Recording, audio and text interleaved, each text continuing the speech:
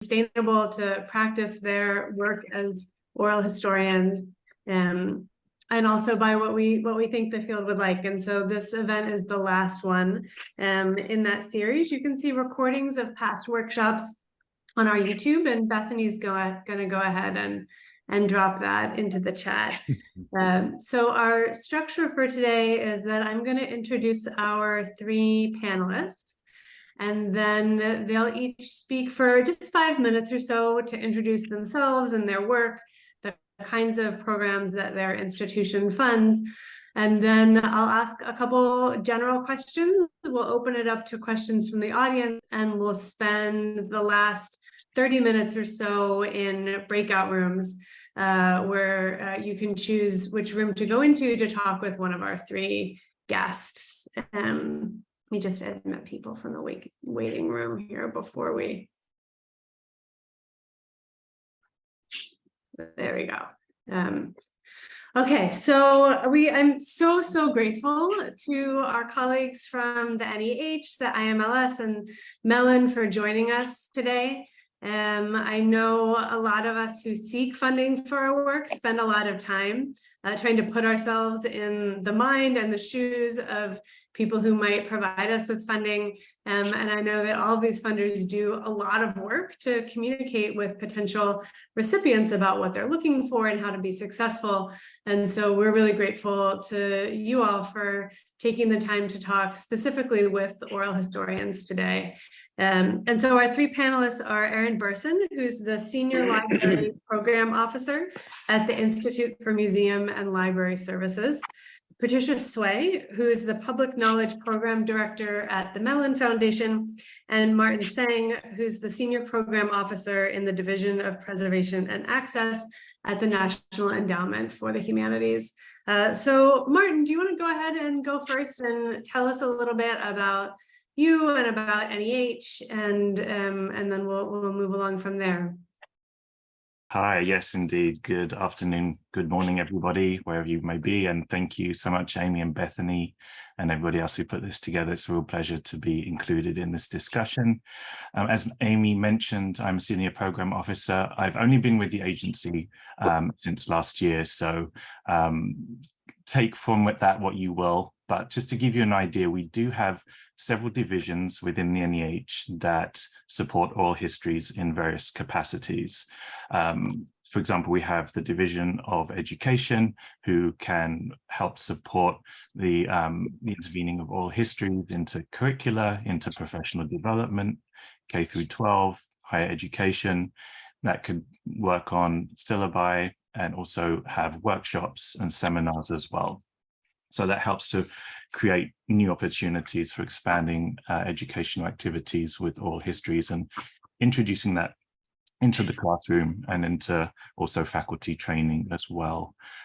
We also have public programming, which is a division that will help to get those oral histories into larger audiences, as the name's suggesting. So, for example, if you have oral histories and you want to produce podcasts or make audio-visual recordings, documentaries, or perhaps do an exhibition or a digital humanities project that does encompass the broader publics. Those are the sorts of grant programming initiatives and the program officers you should speak with. And I am part of the Division of Preservation and Access, and we have a couple of grant opportunities that really do help with different specific aspects of oral histories. The Humanities Collections and Reference Resources is a very popular grant, and you can find all of this on the NEH.gov website, which helps to document and archive existing oral histories. So if they are part of an existing collection and you want them to be digitized or put into some sort of different package and made available to online, so you're not really changing the format, but you're making them more widely available and being able to be referenced. So the HCRR grant program is the one for you. And I co-lead with my colleague Hadassah St. Hubert quite a new program called Cultural and Community Resilience, which is perhaps the only program within the NEH portfolio at the moment that promotes the actual documentation of all histories, so the ongoing out in the field documentation. So the CCR program, there's 2 calls per year, and it allows for the documentation through oral histories, audiovisual, also some archival and digital work that supports the work on either climate change or the pandemic.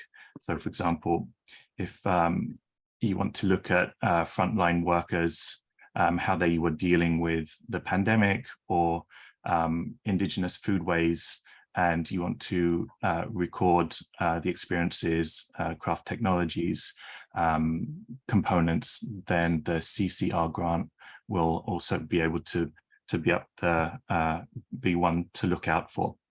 And then I just want to very briefly mention that there are some special funding opportunities that arise.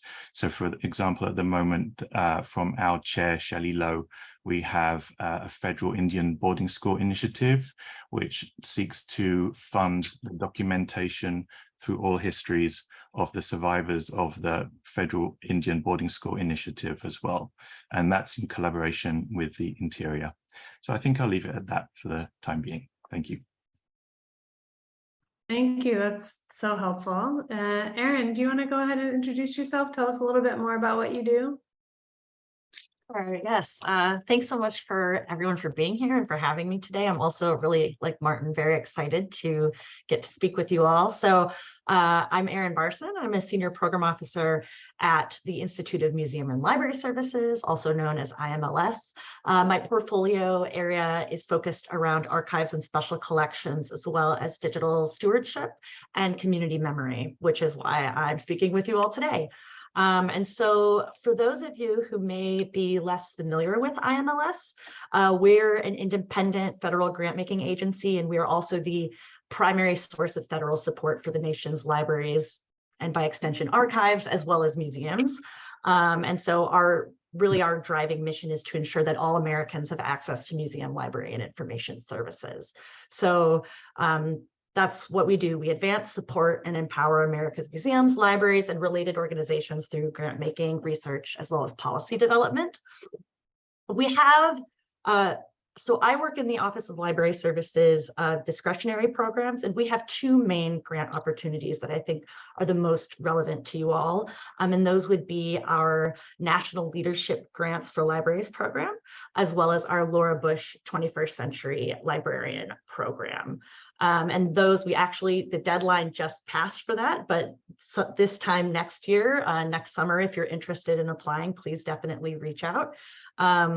So those are the 2 I'm going to focus on, but I'll also speak a little bit about some other programs that may or may not also be a good fit for you.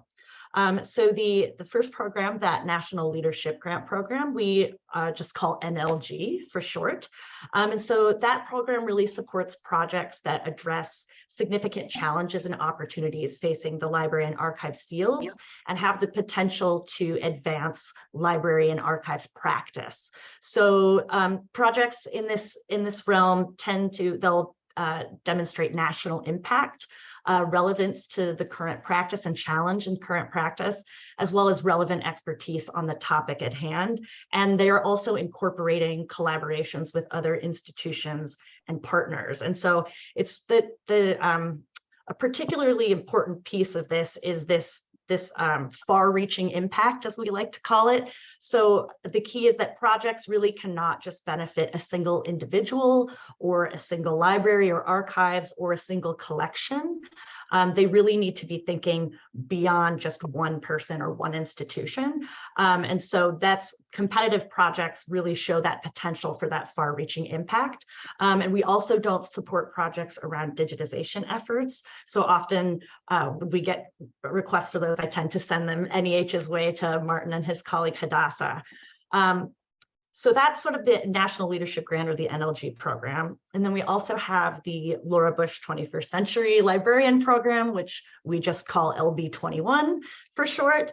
And so this This program is more focused around workforce development. So it could be pre-professional training, supporting the development of a diverse workforce in library and information science, supporting graduate students, to be prepared for the evolving needs of the profession, as well as training the faculty who are then going to train those individuals.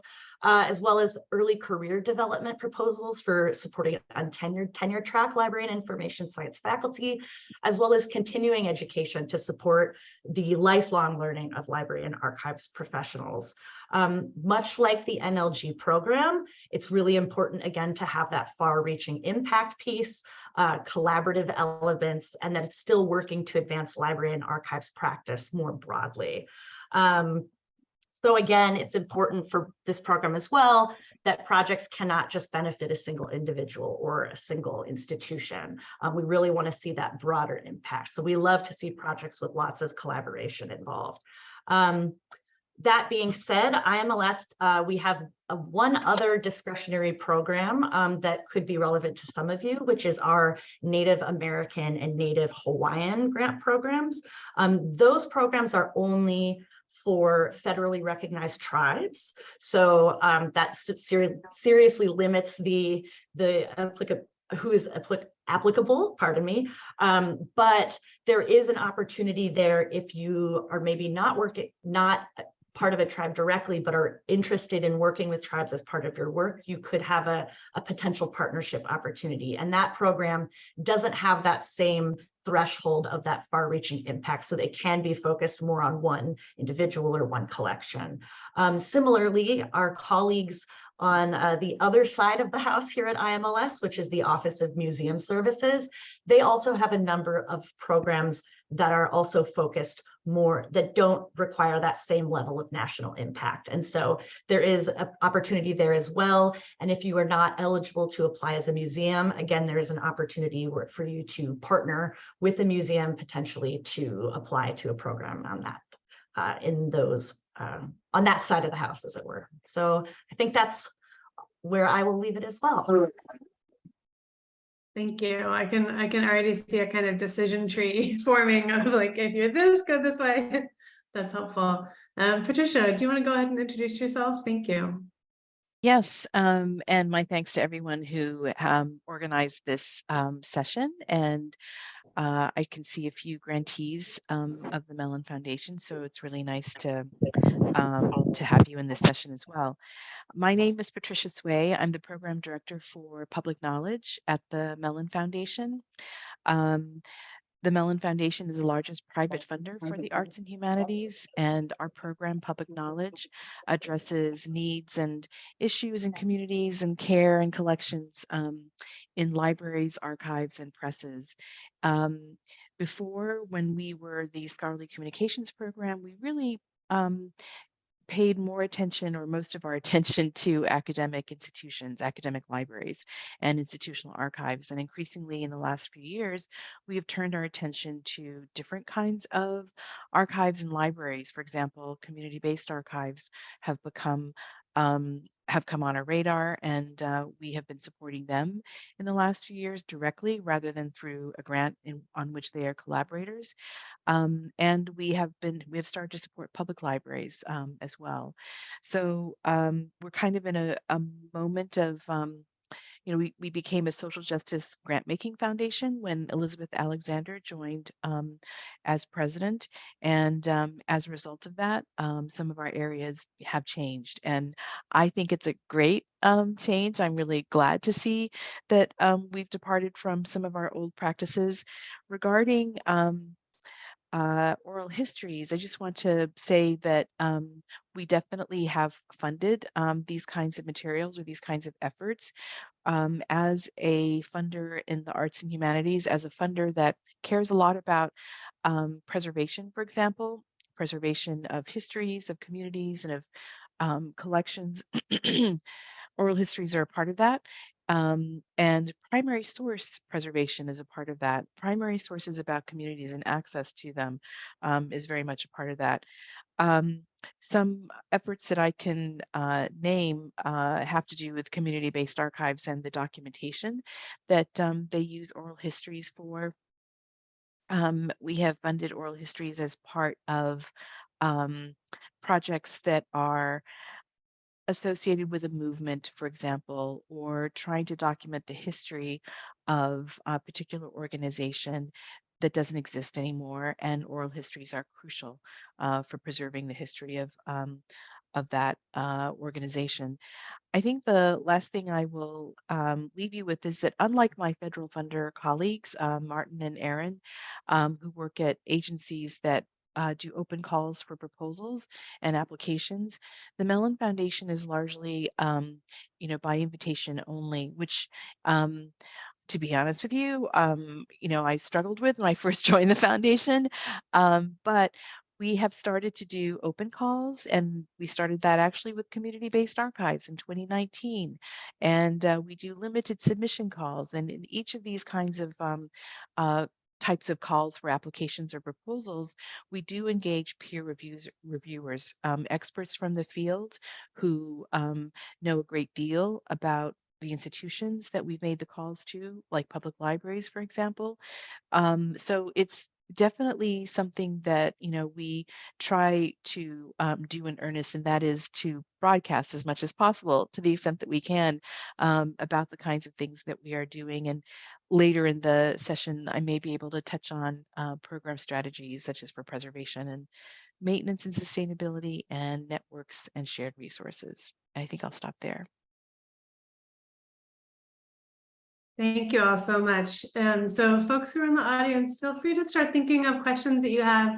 When we get to the open Q&A, just to give you a preview, you'll be able to either drop those in the chat, send them directly to me if you want me to ask them, or you can raise your hand and unmute. But for now, I'm going to kick us off with a couple of questions.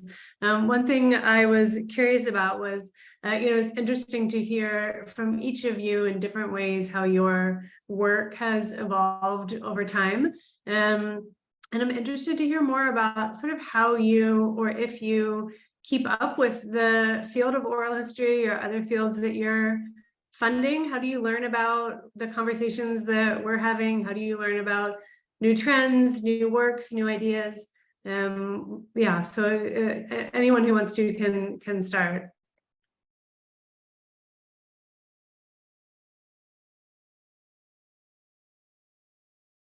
I'm happy to weigh in, and maybe Martin and Aaron can build on what I share. To be honest with you, the open call to community-based archives program that we ran from 2019 to 2021 taught us a lot, and it's for that reason, that the reason that the reason why we held it, or one of the reasons why we held it, was because we wanted to learn. We wanted to see what archives would kind of come out of the woodwork and want to respond and eventually be partners with us in the process of developing the proposal, in the post-award stage, and so on. So that was a huge, win. I want to say win because we learned so much. And if not for those archives, I think we would not have changed some things about being a program and the way that we want to be with our grantees. Folks who are our grantees on this call know that the proposal process for community-based archives was rather streamlined. If you've ever applied to the Mellon Foundation for a grant let's say 2021, you may have turned in practically dissertations, and that's not what we want to see anymore. We definitely want to see much shorter proposals, because we want to take the burden off the grantee, for having to submit something like that. So that was a learning for us, really brought home to us how that's a barrier. And the last thing we want is to have barriers, for new grantee organizations, and especially organizations that don't often see grant funding. I'm happy to jump in. So I came from a libraries background where we were both teaching, sort of helping undergraduate library mentees come and do some oral histories, and also within documenting and creating oral histories through our archival collections as well. So, for example, at the Cuban Heritage Collection, we had an ongoing oral history program.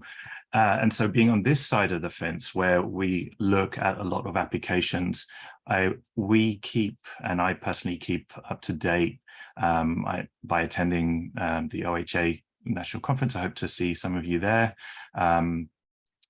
soon, and also to continue to look at what is the literature, what's happening, and also to point our applicants to the Oral History Association, look at the guidelines, make sure that they understand what it means to do an oral history. And for many people and many types of oral histories, if they're contemporary and they're dealing with difficult subjects, it behooves us to look at trauma and the impact of both the documenting, but also within the whole application process as well, right? So how do we come together to peer review?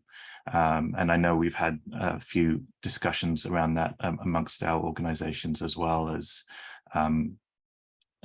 people that can facilitate oral history documentation. And I kind of really am interested in that focus at the moment, and taking it upon myself to really study up on that, but also have those discussions and to see how we can implement that as well.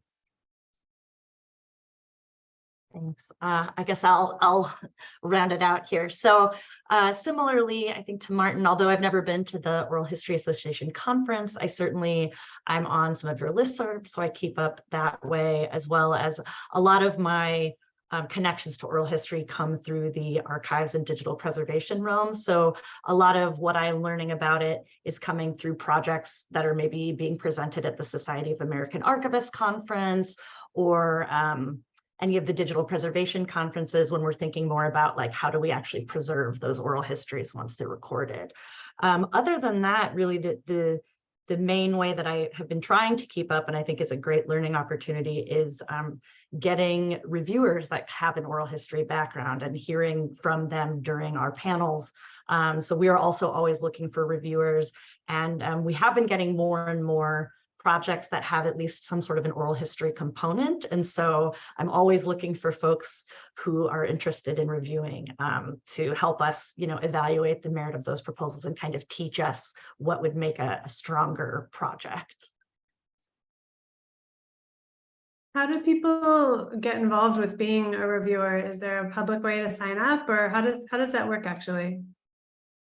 So at IMLS, we have a page on our website, and I will drop a link to it in the chat right now, where you can actually express your interest and put your information down.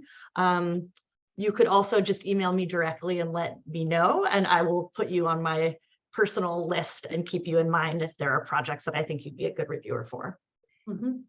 And I'll just jump in, if you don't mind, to say that, yeah, as federal agencies, we as program officers, it's not up to us to decide who gets the funds. It is really your peers who are the professionals, the workers that really look at the applications very closely, and it's in their capable hands and their knowledge that we really rely on. So I very much second Erin, and if you're interested in also reviewing for both of our agencies, please do feel free. I see a couple of friendly faces that maybe have some experience of that and they can tell you the experience, how it was for them as well. Thank you. And I will say, I highly encourage everyone to do that if you have the time. It's really one of the best ways, I think, to both learn about what's going on in the field and also to learn about grant writing, because it's often much easier to spot the flaws in someone else's application than in your own, which you're so close to. So reading other people's applications has always helped me to make my own stronger. I would love to hear, building on that, what you wish oral history project applicants knew. Are there things that you see coming up as a sort of a pattern, or even things that are idiosyncratic that you think we all should know to write stronger applications?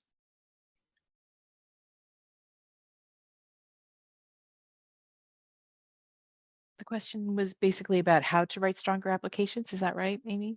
Yeah, and I guess I know you put a lot of information out in public about that, but more specifically, are there things, common pitfalls that you see for oral history projects, or things that are specific to oral historians, advice that you would give, or yeah, common mistakes?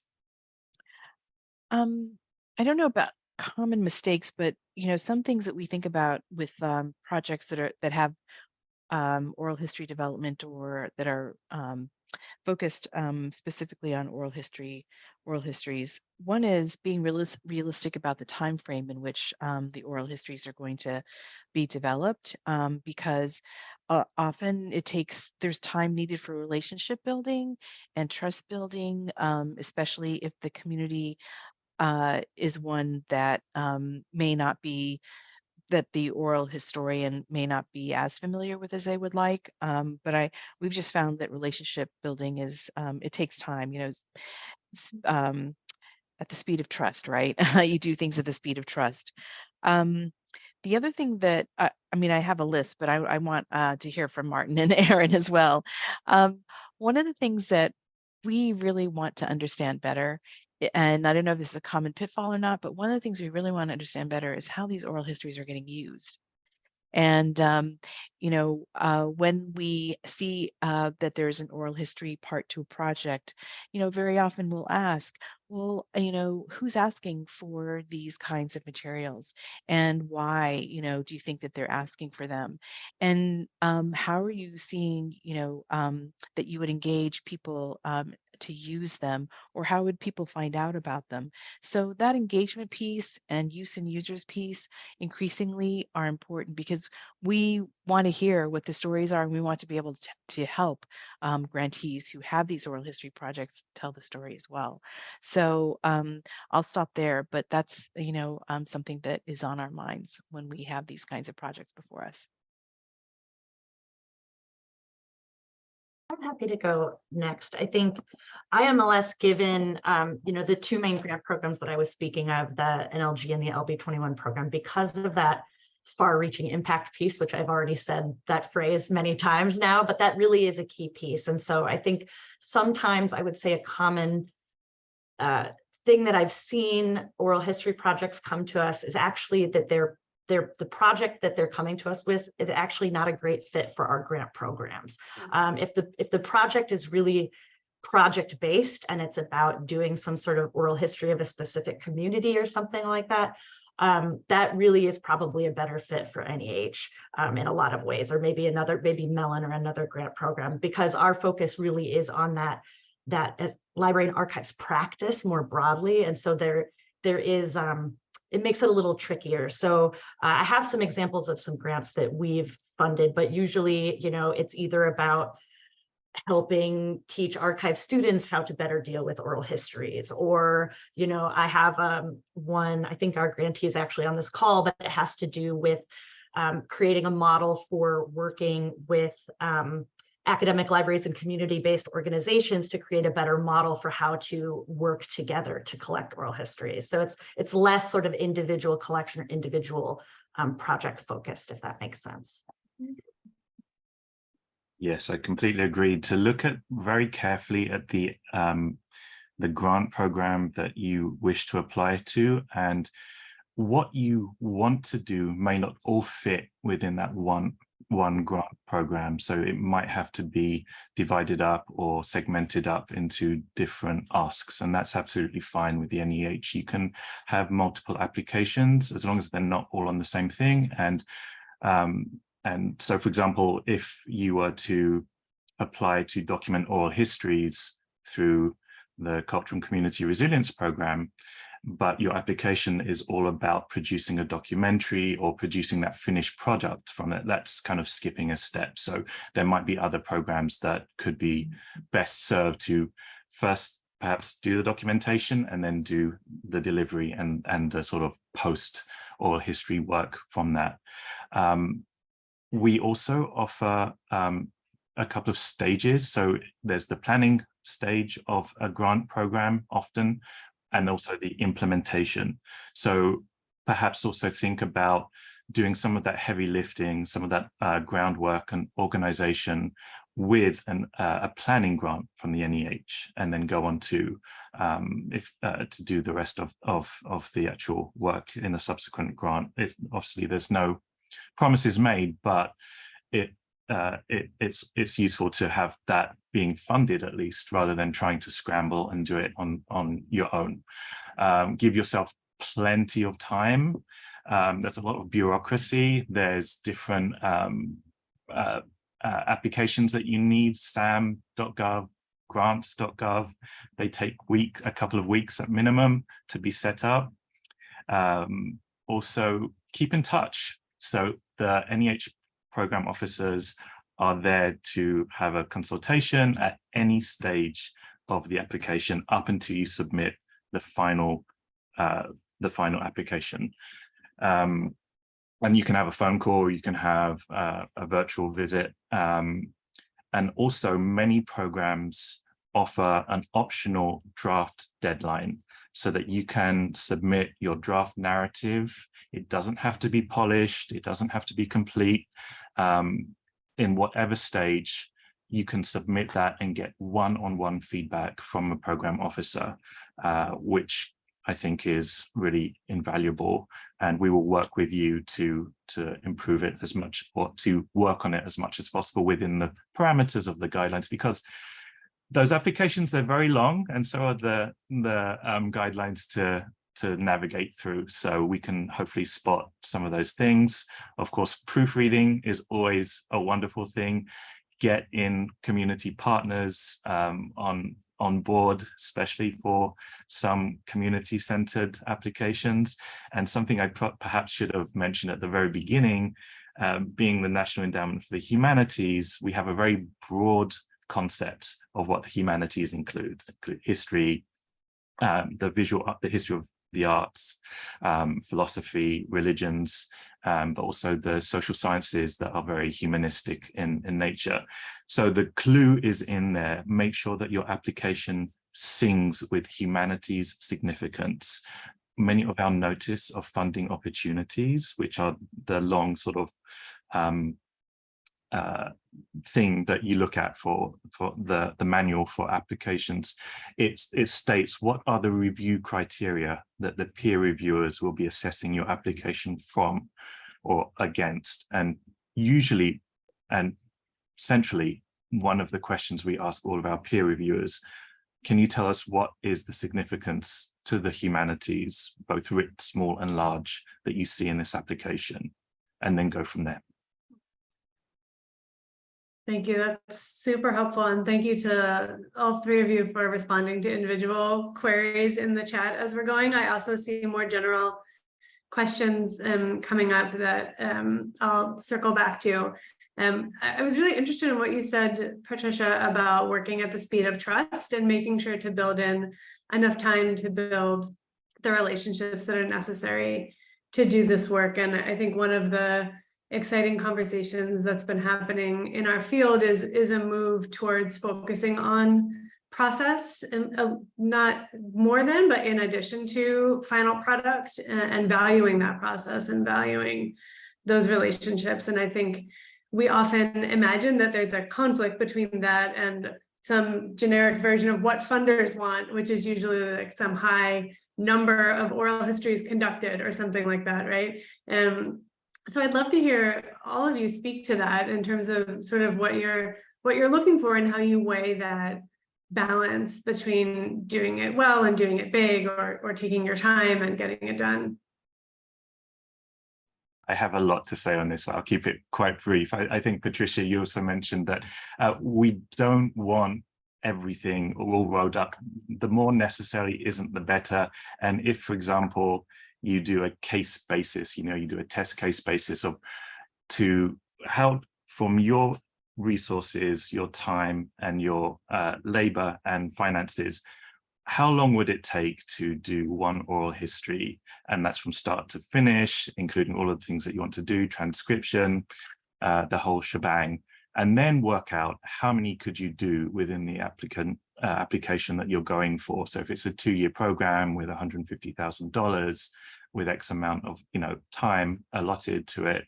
Be realistic. I don't think quantity is better. It's an exchange between breadth and depth, right? So be explicit in your application why you've chosen the number of oral histories that you hope to achieve. Is that within the breadth or the depth sort of spectrum, and why? What does it mean to have fewer in-depth oral histories for the community or for the group that you are conducting the oral histories on, and then paint that picture. It's also really useful to, I think it's interesting for the readers to have a bit of a vignette. So, paint a picture within the narrative, if that allows within the scope of the application process as well. I think, yeah, that's for me. Yes to everything Martin said. And no, I think it's true. I think it does depend on the project and where you're at. And we definitely, like Martin was saying, don't expect you to do everything at once. We similarly break up our projects to, planning grants versus implementation. And so I think it really has to do with, how much money are you asking for, how early you are in the project. If it's a planning project, it's likely a lot smaller, and maybe you're testing it out a little bit here, a little bit there. But then maybe you come back to us in 2 years and you request more money for an implementation grant so that you can kind of scale up. And so that's, I think, a big part of it. I think the other kind of value proposition that comes into play also has to do with, if it is a bigger project, there is it does come down to, at some point, we only have a finite amount of money, and at IMLS, our kind of average ask is around $250,000. So if you're coming to us with the $500,000, a $600,000 or $700,000 project, we are going to expect probably a higher level of impact than maybe a $100,000 project. So there is, I think the more that you request, the more impact we're going to want to see, and the more the less of those projects we fund. So we have to be a little bit more discerning about what, if that really is enough.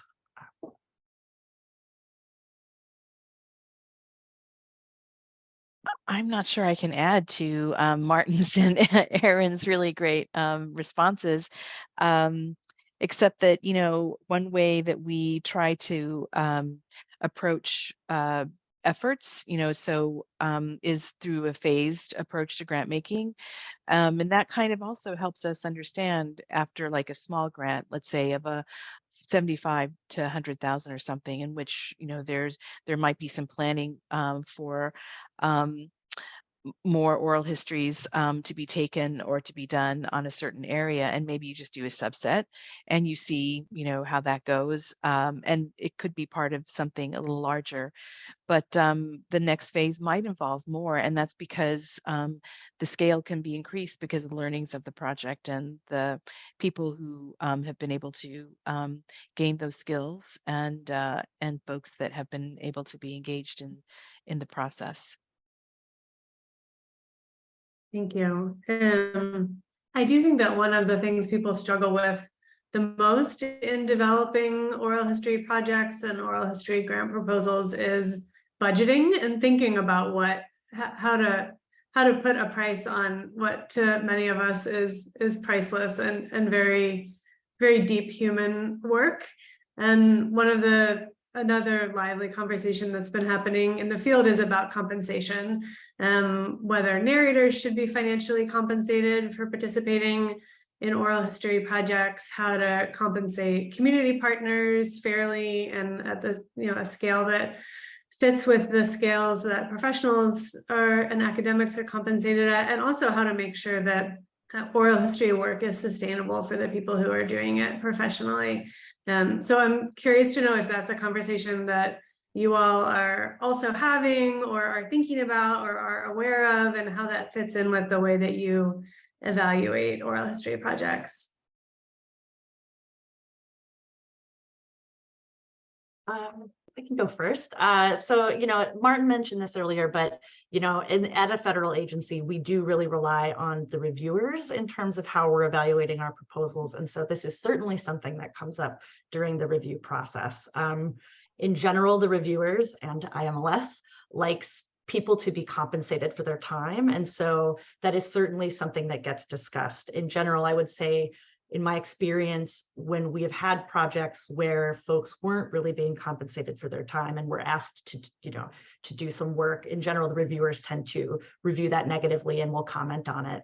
And so I definitely would say it's certainly something that is definitely a part of the review process. It comes up a lot in peer review, and in terms of like how much to compensate, I think it really is about how much you're really expecting of the people that you're working with and how much time and expertise you're really asking them to give. And then also kind of what the, other projects that are similar are also compensating folks for doing a similar kind of work. And so I think that's kind of a good way to think about it. Exactly what Erin said. Times 3 at the NEH. No, that's exactly right. It also is very dependent on the community. So the type of compensation should be in keeping with the community expectations. But there's money there for it, right? There's budget there for it. So I think reviewers would very closely look at those applications that do not have budget lines and for explanation as to why narrators and of course and a sort of subset of that is student workers, right? We love to encourage both undergraduate and graduate people on grant applications to give them exposure, to give them training, but also we want to make sure that they are fairly compensated in whatever capacity, but also that the work that they're doing or being assigned to within an application is just and manageable, and it's not just a way of siphoning off processes and tasks that a project director may not want to tackle themselves in a cost-effective way. So it's from the reviewers, from colleagues that will very closely look at that. And personally, I look at the budget in an application straight away, and I want to see where that money is going.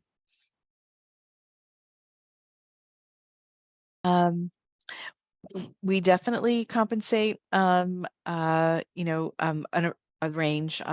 Martin just talked about student labor. We very much care about students getting compensated appropriately. And one of the things we try to do is just keep up with, cost of living in various regions and the regions where the grants are coming from, and also cost of living adjustments. I mean, if these are multi-year grants, then we want to make sure that those adjustments are being accounted for over time. So we will call that out. If we don't see it, we will ask, why isn't there an increase in salary or compensation, hourly, compensation or whatever over time? And if we don't see benefits, for a role, we ask about that as well, especially if it's a full-time role and not a consultant role. So when these are a range of things, but regarding consultant work, even, we want to see how the figure was calculated. We want to see what the source is. So those are the various ways we try to keep accountable when it comes to paying for labor. Thank you. That's really extremely helpful. I want to open it up to questions from a broader pool of people. I see a lot of questions have been asked and answered in the chat. So if you had a question in the chat that hasn't been answered, I'll ask you to repost it. But you also can direct message me in the chat or raise your hand if you want to ask a question out loud. I can start quickly with one that I saw in the chat that I don't think was answered, which relates to the last question, which is if peer reviewers are compensated in each of your organizations. Yes, our peer reviewers are compensated. It's $400 at the moment, which it's a lot of work.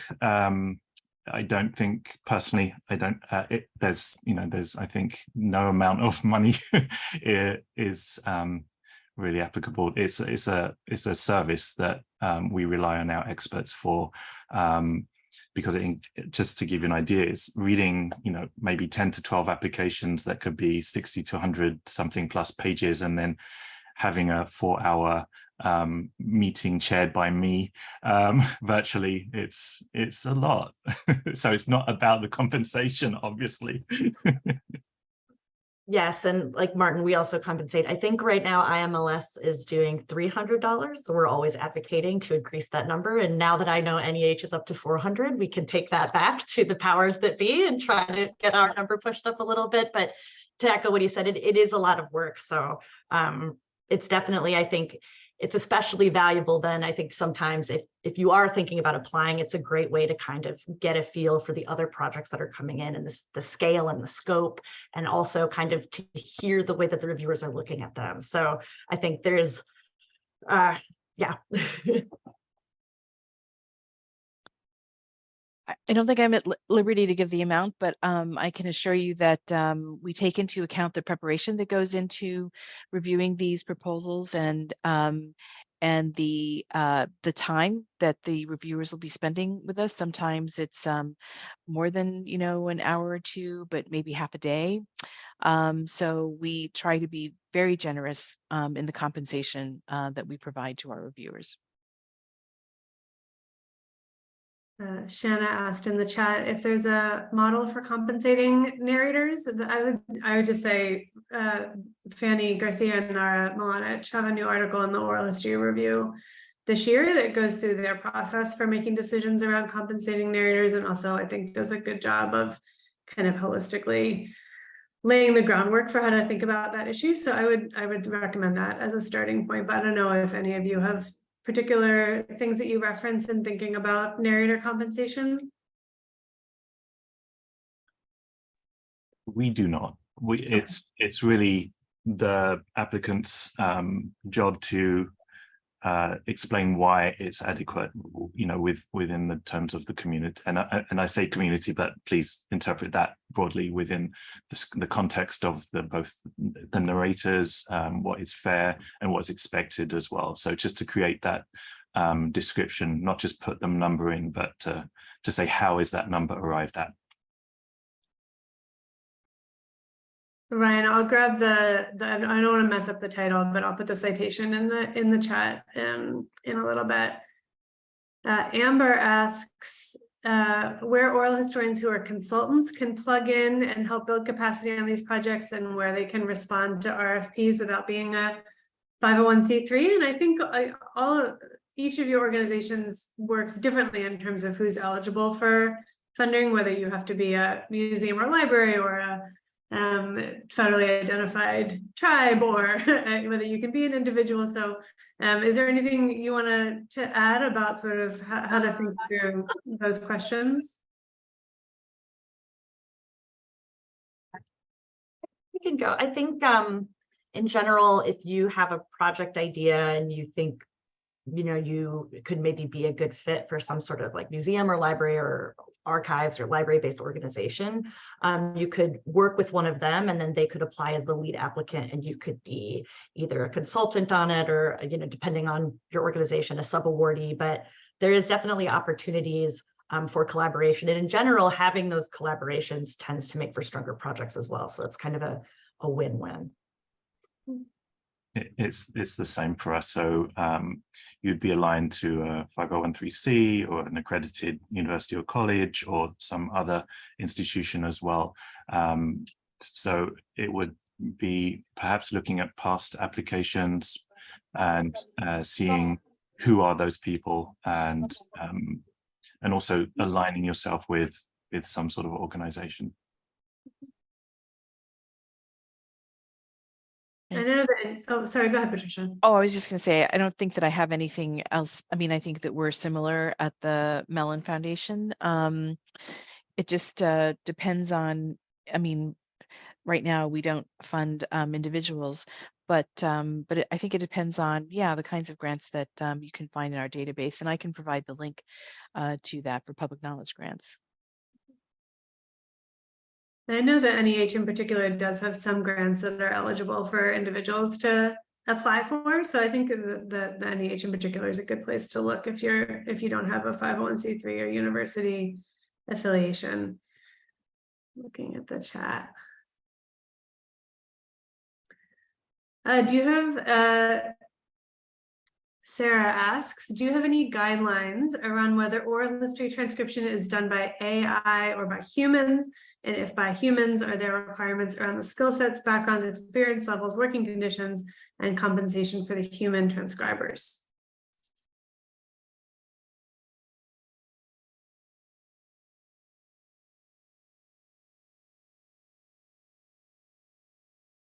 I would say, at least at IMLS, no. But again, this is something that we are relying on our peer reviewers to let us know. So if perhaps there's a reason why the reviewers felt that human transcription was important and that AI wasn't adequate, that's something that we're hoping to get out of the review process. I will note that we have several grants that we've awarded about improving AI transcription, so perhaps that will be better in the future. But no, we don't really have any guidelines ourselves, and kind of hope that you can kind of provide your reasoning or rationale for why you're making the choices that you did in terms of that. Yeah, we don't as well, but I just want to note that that's a really great question, and I want to take it back to our team and have us think about that and what we might do in response to that. Same, absolutely the same. Any other questions from the audience? We have like 6 or 7 minutes left before we go into breakout rooms. I have one. Oh, Sarah, go ahead. Oops. Hi, everybody.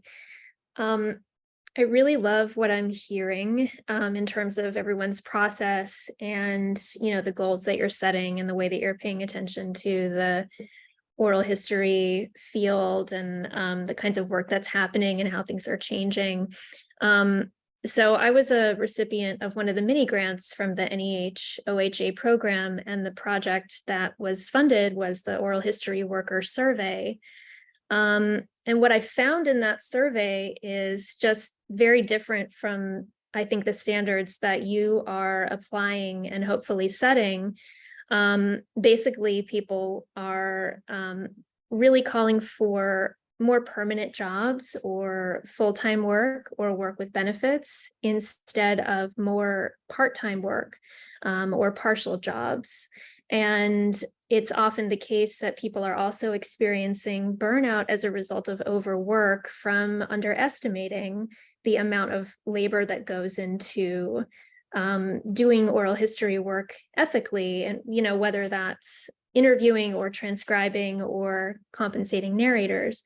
And so I guess I have 2 questions from this, which are, if the standards that you are setting and the projects that you are now funding are can set a standard for other funders in the field, is there a way to make these things rubrics or guides available so that those of us who are working in lots of different capacities with lots of different jobs with organizations that get funders from lots of different places have guidelines that you're seeing are adequate?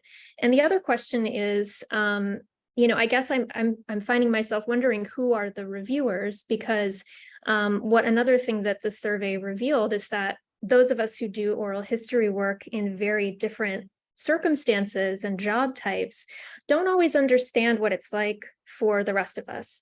And so, you know, it may be actually a pretty big rift in understanding what time it takes when you are only doing a job 10 hours a week. And when you're, when you see that the staff of an organization, let's say, is funded at a higher level to, in a sense, manage you, but really you end up having to do all the managing because oral history is new to the organization. So I'm just wondering, you know, I'm seeing some, I'm not seeing what you're describing bearing out across the field in the way that I think a lot of us really need to see. And so I'm just looking for some ways to figure out solutions for that.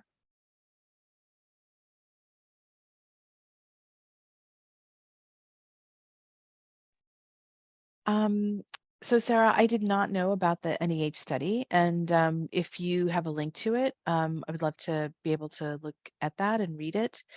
But we do try to be aware of various studies about labor and adequate compensation, and one that I was going to share that does not specifically have to do with oral history labor is one that the IMLS funded, actually, and it has to do with contingent labor that grant funds, or grant projects often introduce. So I don't have an answer to that. The other thing is, I would say right now, at least for our program, and maybe some other programs, and I should have said what those are at the Mellon Foundation, because we have arts and culture, higher learning, humanities in place, and presidential initiatives. Oral histories tend to be maybe parts of them, but maybe not the major focus. And so that's another thing. I think this is why we are maybe not as experienced as our NEH and IMLS colleagues in this area, but we are continuing to learn. And so what you have posed as questions will stay with me, and I want to be able to share them with the team and also make sure that we understand how to address those issues. Yes, Sarah, thank you so much for that amazing question. For example, with the Culture and Community Resilience Program that Hadassah and I are co-leading, at the moment it's brand new, but I see there's avenues for some really great work to partner with awardees, perhaps, and to work within the larger network and at meetings to co-present. For example, with our CCR grant awardees will actually come to DC in 2025. We will have a sort of a summit, if you will, amongst the awardees to look at what's happening and also to see, how does that impact the wider landscape as well. So I don't have an answer for you, but I do see the need for it, and I'm sure, hopefully, well, I hope that you'll be part of that conversation and that change as well as we go forward to sort of make larger impacts as well. But those points are really well taken. Absolutely. I don't know if I have much more to add. Thank you, Patricia, for linking the contingent labor paper. You beat me to it. I also had another one I was going to link that I often refer to, which is the best practices for archival term positions, because we have a lot of projects where we fund those.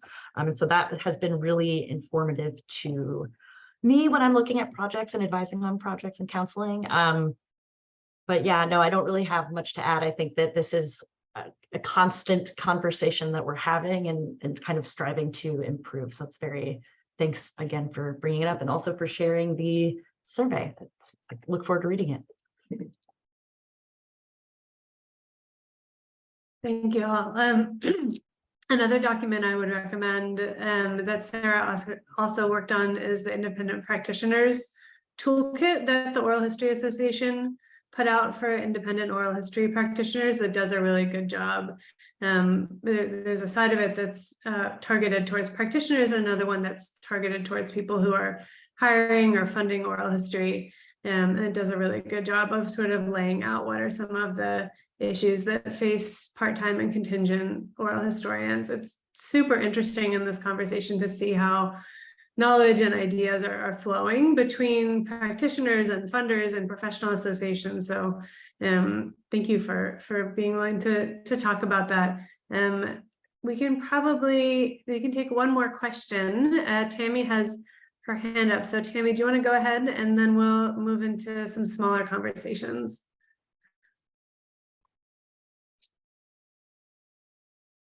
Sorry, I'm having technical issues. Okay, so actually this might be too specific just because I'm newer to oral history, and I'm just completing the first phase of my first project. I'm a qualitative researcher.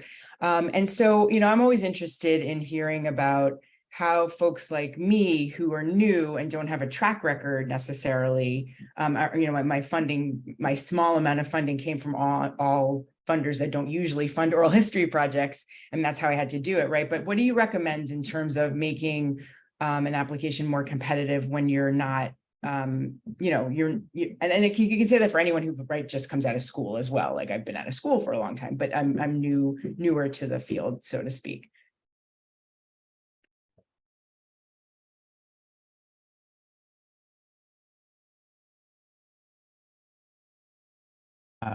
Tammy, thank you for that. I would just email one of us. So have a look at the grant programs that you're interested in.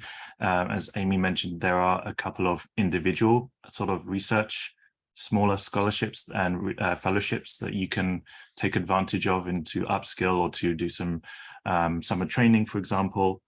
But we are here just to have a conversation with you and sort of work through some potential NEH avenues that might be applicable to you. So sorry, that's probably not a really useful answer, but as you can see, we're available, all of us are available to speak. So if there's something with one of our, I'm putting all of us in contact, but I'm available or other people are available just to have a chat as well. Thank you. Absolutely. I think, we always encourage folks to talk to us the minute you have a project idea. Even, we just had our deadline, so we're not going to have one for a while. But if you have an idea percolating now, feel free to get in touch. It doesn't have to be a one-time conversation. We can talk again.